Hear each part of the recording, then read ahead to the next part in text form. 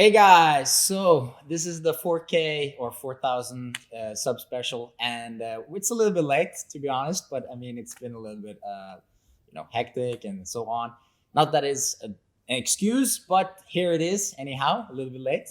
And today I'm going to be showing you guys the Tarikoplata again, but with some new details, and we're going to do a fancy backwards roll.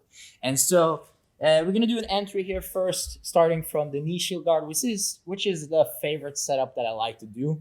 So earlier I've showed from top position, I've showed from double under, and this today we're gonna do the knee shield position.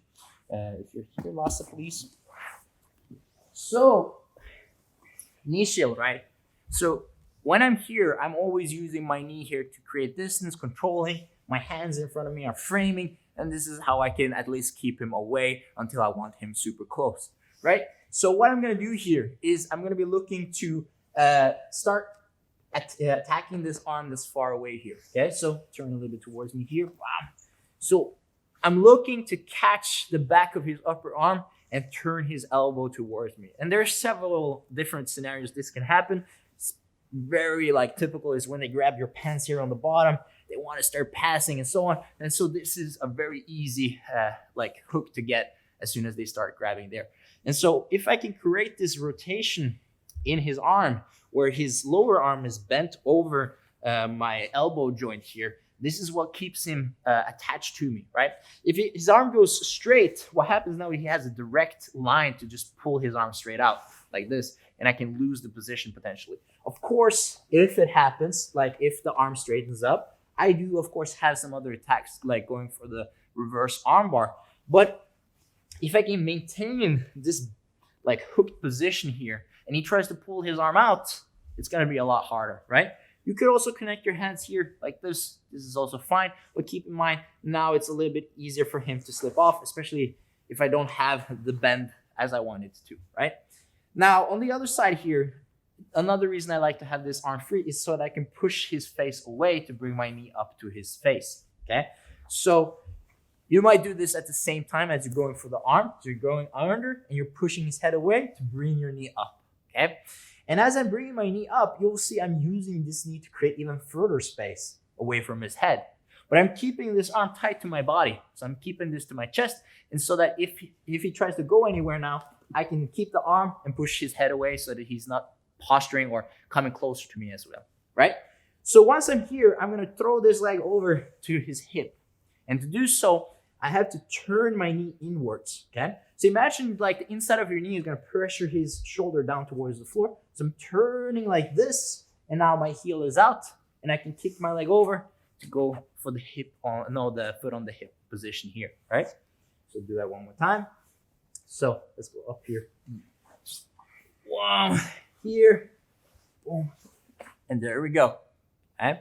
From here, I'm now just switching for the Kimura position, right? If his arm is completely straightened out like this, I mean, you could just go for the armbar, easy as it is. But sometimes they're going to be pulling this arm in, and this is what's creating the hard time to straighten the arm. So now I'm switching, I'm bringing this arm through, whoop, and now grabbing his wrist with the arm on the bottom, right? Now connecting my hands, I do have the possibility to go for the Kimura and just finish it from here. But like I said, people are going to be pulling their arm in and making it difficult for you to go for the Kimura. And so there's a lot of submissions that comes before I'm going to set up the Tarikoplata.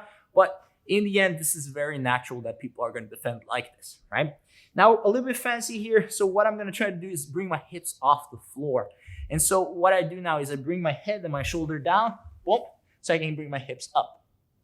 And this allows me to free the leg that's in between his legs, okay? Let's turn a little bit to this side here, Lasse. So my voice is kind of gonna disappear when I turn, but that's fine. So now I'm gonna go up, boom. And from here, I'm gonna bring my knee high as I can, close to my shoulder here on the right side, okay? Here, boom. So you go up and pull, up and pull. Once you're here, just to show you guys, you'll see my foot is going to be pointing out to the side here, and I'm pointing my toes like this so that I can now fall back onto my hips and bring this leg through. Okay? So let's say it was in between his legs. I brought it all the way up. I'm now pointing it outwards and bringing it through, okay? So from the beginning,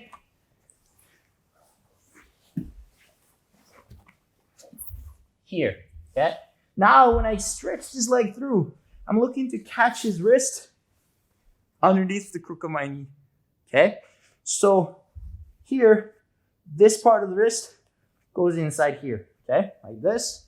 And now from being with the Kimura grip, I can just let go and grab my own thigh, okay? Now, I'm in the Tarikoplata position. I can roll forward like we've done in the previous videos.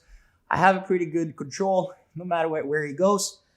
But in very important detail here today, first one thing. If you feel like the wrist is very shallow, you can turn towards his legs, adjust, bring your arm a little bit tighter, and then come back so that you can start attacking again, okay? Now, the very important detail here today is that I keep this thigh stretched out and strong above his head, right? Reason being, I want to be able to follow him when he's going to posture, okay? So if Lasse tries to posture up now, he's going to try to bring me over with him, right? Let's go a little bit back. And you'll see if his legs are really far away, it's going to be even harder for him to posture up, right? So if he brings his knee in, now he's going to be strong to posture up. And that's when I can anticipate him to do it as well, right? So what I'm going to do here is I'm going to ride along. Just keep your knees in tight. There you go. And as he goes, I'm going to go up on my shoulder and my forehead here, okay? And I'm going to keep my leg here just until we end up at the peak or at the top here. So when we end up at the peak, I'm going to stretch this leg forward and catch myself so I can bring myself down, okay, into this submitting position. So from here, you can just finish and you're good to go. Now, we can do from the beginning.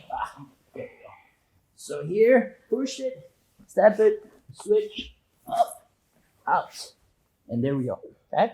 Now, he's going to start posturing up, and I join him up, stretch my legs, and there we are, okay? And the beauty of this is that as I'm stepping with my foot on the floor, I can start bringing my hips out, pulling his arm away from his body. So you'll see it's very, perhaps not that easy to see from this angle, but let's just go from here. So as he's posturing up, you will try to reach with your foot over there, not here, but over there. Because if you can go with your foot over there, you can also pull yourself away from your body in the process of the landing and now have a really tight locking position, right? So you're kind of doing the work preemptively, so you don't have to do all the dirty work afterwards when the guy knows you're trying to basically submit him. So there's levels to it, but in the end, as long as you end up on top, you're good. You can set up other attacks as well. Sorry. So you can go into the mount, or you could go into the triangle. You can set up on omoplata, and so on, right? Thank you guys for watching, and I hope you guys enjoyed it. And as always, please like and subscribe. I'll see you guys next time. Os!